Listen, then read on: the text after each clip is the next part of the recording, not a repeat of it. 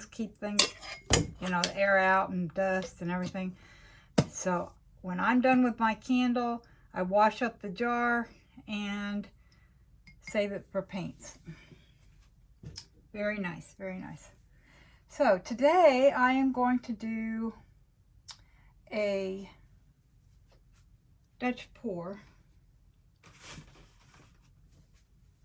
blowout.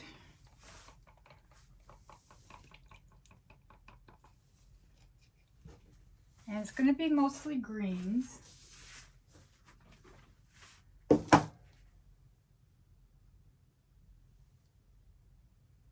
I am grabbing a couple greens that I have like a lot of from being scraped off the table. And I'm going to use these for my base.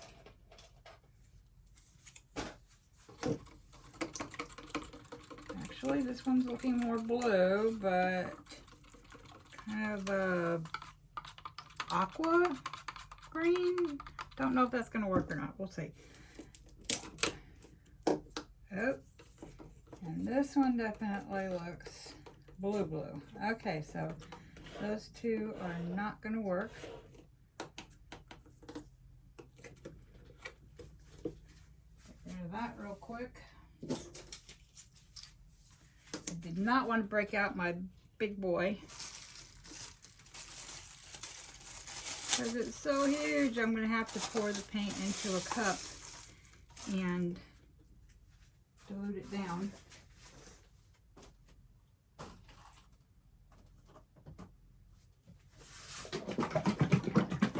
But yes,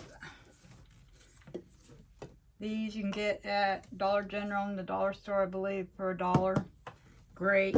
They are plastic, but hold a lot of paint. And when you're scraping a lot, during the experimental stage especially, it's good to have it on hand.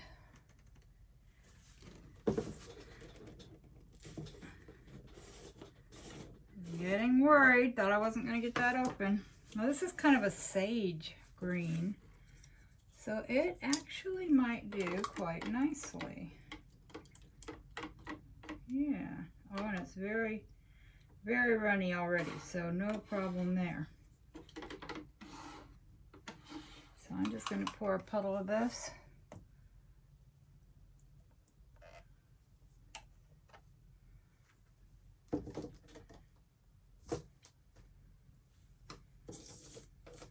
Okay. Definitely going to fire this baby off. A lot of air bubbles in there. I just shook it up. Go figure. A lot of air bubbles. So yeah, this is kind of a sage green. So I think it's going to go nicely with the colors I've picked out.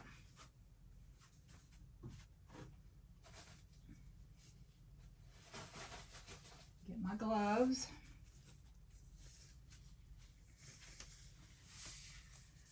I just watched one of Molly's paintings today, and as always, I just love her work. She's funny, she's entertaining, she's just very knowledgeable about acrylic pour paintings. I just think she's amazing. Can't brag her up enough. Let's see if this stuff's gonna move. I said it was real fluid. Let's see. There we go. And I'm sorry. I know you like to see everything, but this thing is huge. I changed the plastic today.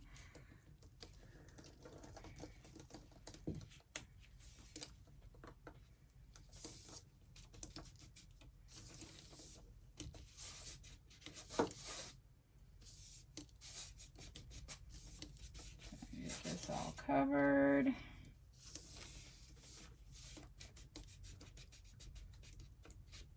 You don't feel as bad as if you lose some base paint when you're using drippings either. All right. So there's that. So I got a base going. And I think what got me thinking about doing this is I also watched Rinskadona today. Gotta get this thing out of my way or it's gonna drive me crazy. It's hard from resin, so it clicks on everything it touches. Okay, so I'm gonna start with, this is called a Hooker's Green, and this particular one that I'm using today is from Blick. And I think I'm gonna go kind of like this. And then next one is Decoart Metallic Copper. And I probably don't pour like a lot of people pour because I just kind of go with my feelings. And this next one is called Sap Green, and it's by Creative Inspirations. It's just a little bit different shade of green.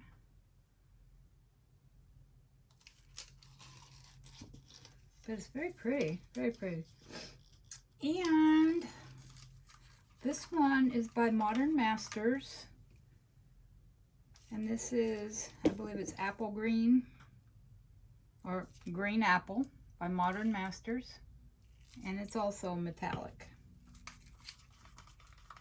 I don't know why, I can never remember Modern Masters, but it's just so hard for me to stick in my head. But it's a paint that I really enjoy using. I like Modern Masters. They have some beautiful colors. And I was going to do just the line and blow it out that way. Changed my mind at the last minute. I do that. I'm going to put a little bit more of the Hooker Green in here.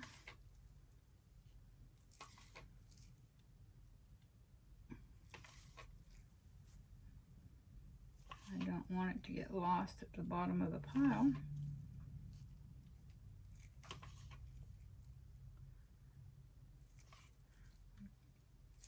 Okay, so yeah, this is kind of crazy looking.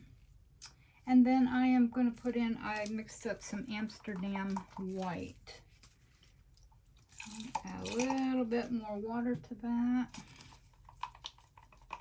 I don't want it to drag down everything else. Everything else is about like spot on as far as thickness of the paint. This one is feeling kind of thick, so I'm just going to like very lightly drizzle in some white. I don't want much in there. I don't want it to bog it down, and I'm not going to spend 20 minutes with thinning down the paint. So again, I'm going to use my big blow dryer. So I know this is really loud, and I apologize.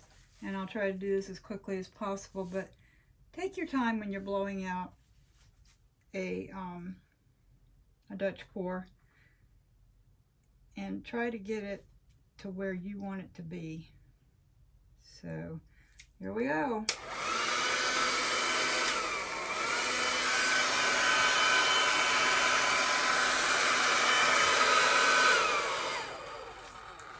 Sorry. I'm going to do one more thing that Rinska does, and that is just to pour a bead right up along here. I didn't mean to get that much on there. So I may have to blow some of that off before I start. But yeah, I like how she does that, and she gets really good results most of the time.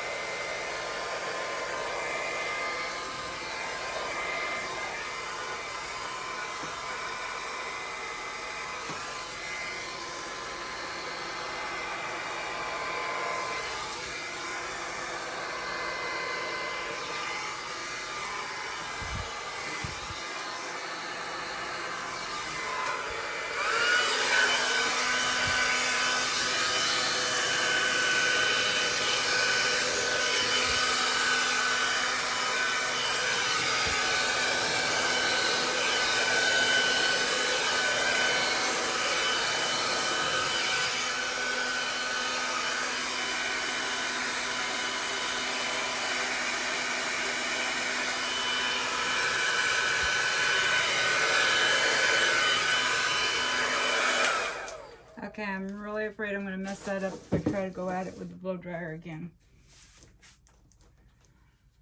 I like this very much. I think it turned out quite pretty. I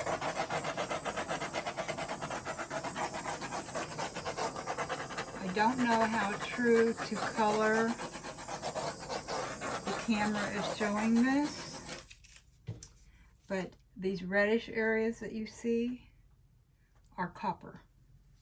The rest are all shades of green. And this actually did turn out quite pretty.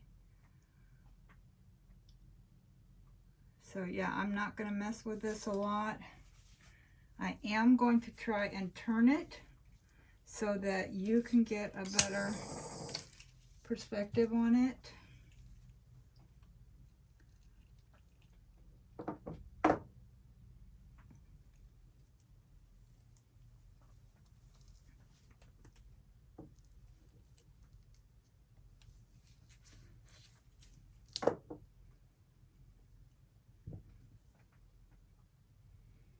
Okay, so I really do hope you can see that.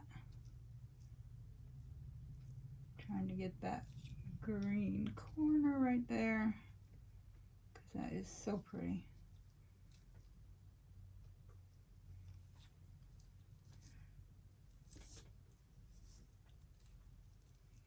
Green. There. Okay. So like I say, wow, that turned out really gorgeous.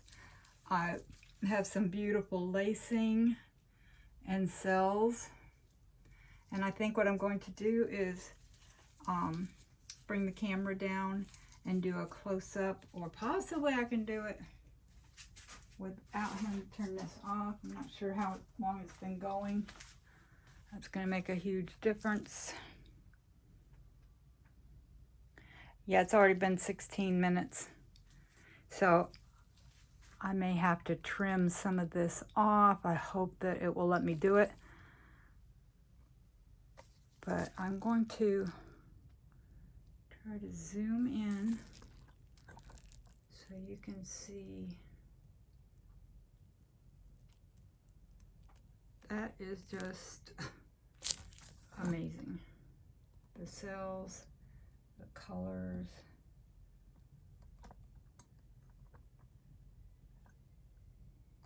I love that part right there. All this copper is gorgeous.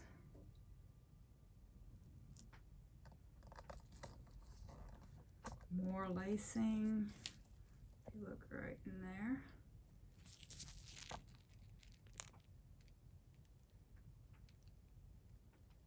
Really, really pretty. I wanted to get that one peak up there. Let's see if I can get up there a little bit closer without hitting the painting.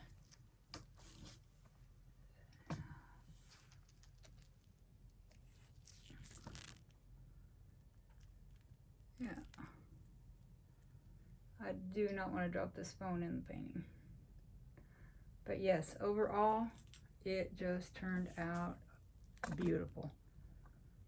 Very pretty colors.